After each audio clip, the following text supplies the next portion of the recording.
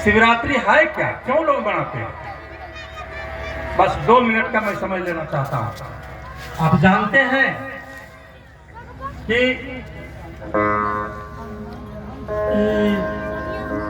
आपको जो शिव जी हैं जगत के कल्याण के लिए विष पान का ग्रहण करते हैं, विष पान करते हैं,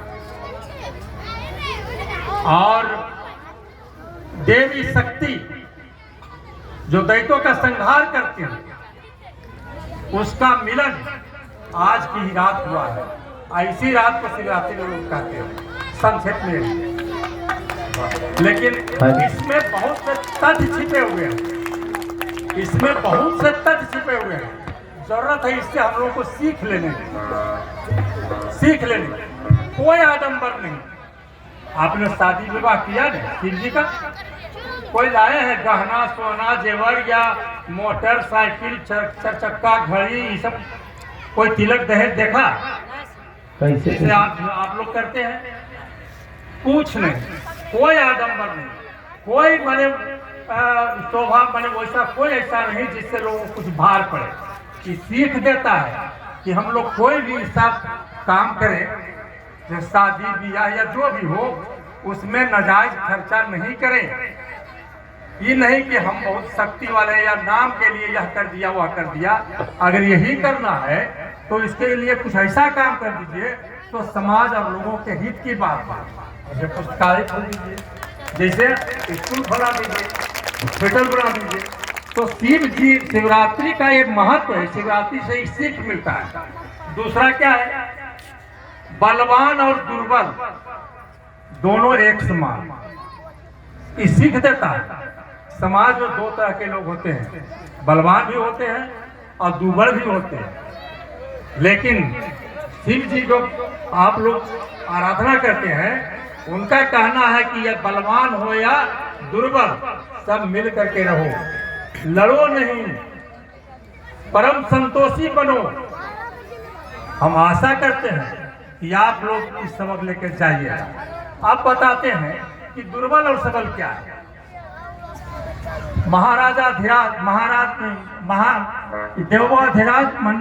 देवों का जो सबसे बड़ा है वो शिव जी, इनकी सवारी क्या है? इनकी सवारी बैल है और इनकी पत्नी पार्वती जी का सवारी क्या है? सिंह माने बाघ है। इनके बेटे गणेश जी का सवारी क्या है? चूहा। इनके दूसरा बेटा कार्तिकेय की सवारी क्या है? मोर। मोर, चूहा, सिंह, बैल सब एक दूसरे का आहार है कि नहीं? लेकिन देखिए कितना मिल्लत है। जो बाघ बैल को खा सकता है, मोर को खा सकता है, वो सब एक जगह बाहर के रूप में स्थित है, कोई दूसरे को कोई नुकसान नहीं कर रहा है। यही है दुर्बल और सबल का सम्मान होना चाहिए। अगर कोई बहुत पहलवान है तो दुर्बलों का भी सम्मान करना चाहिए, हमारे आपस में मिलकर रहना चाहिए। परम संतोषी, परम संतोषी क्या है? माने यही है जो बाघ भूखल में आदमी को भी खा सकता है, जिससे वो पार्वती जी की सवारी है, वहाँ शिव जी है, वहाँ गणेश जी भी है, ये तो खा सकते हैं लेकिन संतोष करके है। उसी तरह से मोर भी है, चूहा को खा सकता है संतोष करके है। मतलब संतोष, परम संतोषी बनने की सीख देता है। इसीलिए इसमें बहुत बड़ा रहस्य छिपा हुआ है। और तमाम लोग, आप लोग भक्ति भाव से पूजा करते हैं तो ठीक है, लेकिन ये सब भी होना चाहिए। यहाँ कुछ कमी हो रही है। नौजवान बहुत पढ़े लिख रहे हैं, ये अच्छी बात है कि जो है प्रगति की निशानी है, लेकिन शिष्टाचार भी सीखना चाहिए, बड़ों को आदर करने की सीखना चाहिए। अपने माता पिता सबसे पूज्य है दुनिया में, भगवान से भी ज्यादा स्थान गुरु और माता पिता का। इस सब लोग ग्रंथों में और बड़े बड़े लोगों ने भी यही कहा और सब करते आए हैं, सब करते आए हैं। इसलिए इसमें बहुत बड़ा रहस्य छिपा हुआ है। अब मैं इन्हीं बातों के साथ थोड़ा 2 मिनट किसान से संबंधित बात करना चाहते हैं। कोई पार्टी नहीं, पूरे देश के अंदर से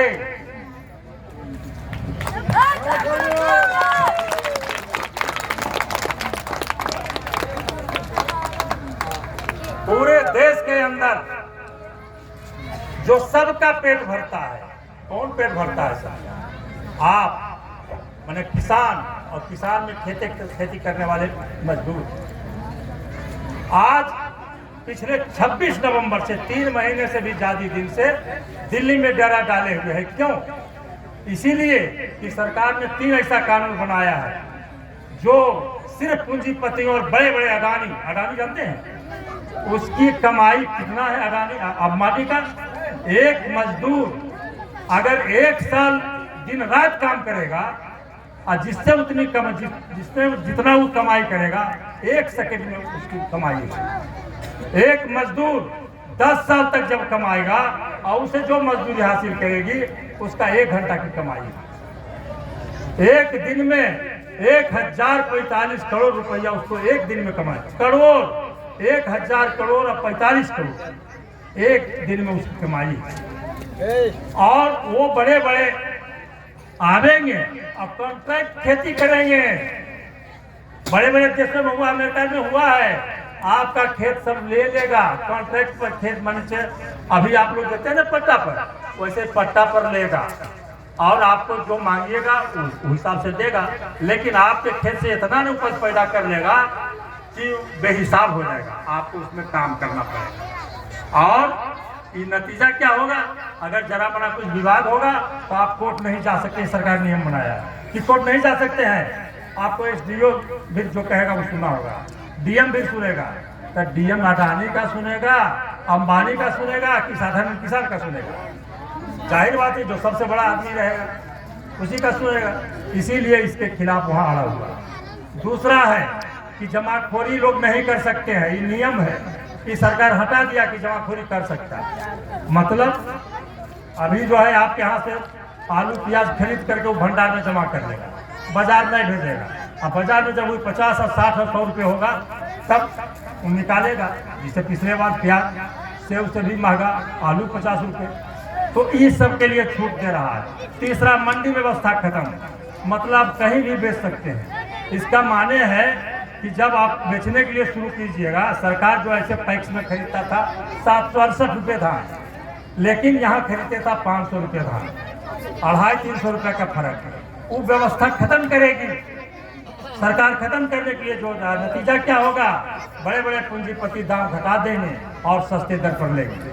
जन वितरण प्रणाली की दुकान यहाँ है 2-2, मानते हैं कुछ गड़बड़ होता है, लेकिन 2 महीना पर 1 महीना पर कुछ तो सस्ता दाम पर मिल जाता है। 3 रुपये 2 रुपये किलो कुछ तो मिलता है, ये भी नहीं मिलने वाला है। इसीलिए सरकार के खिलाफ वहाँ लगभग लाखों किसान दिल्ली बॉर्डर पर जमा है और 255 किसान आत्महत्या कर लिया है या जान मर गया, किसी वजह से मर गया, लेकिन इस सरकार सुनने वाली नहीं है, किसी का नहीं सुनी। इसीलिए देश भर में 26 तारीख को हड़ताल किसान करने जा रहा है। और तो यार पूरे देश के किसान अब जो है उब चुके हैं और अपने हक मांगने के लिए वो हर तरह के आंदोलन पर उतारे। इसी सिलसिले में 24 तारीख को यहाँ विधानसभा में किसानों का मार्च है, वहाँ जाएगा। 23 तारीख को हावड़ा जाएंगे और लखीसराय होते पटना जाएंगे। हम लोगों ने 17 मार्च को चवाड़ा में किसान का मीटिंग रखे हैं। इसीलिए इन आंदोलन को समर्थन करने के लिए और इन कानूनों को खत्म करने के लिए बस इतने बात कहना था। इसी बात के साथ हम अपने कलाकारों से बहुत बहुत खुश हैं। मैं नहीं जानता, नहीं पहचानता कि क्या कहाँ के हैं, क्या नाम है, लेकिन उनकी कलाकारी से मैं बेहद प्रसन्न हूँ। और मैं उम्मीद करता हूँ कि यहाँ के जो नौजवान हैं वो हर साल आपको आमंत्रित करेंगे।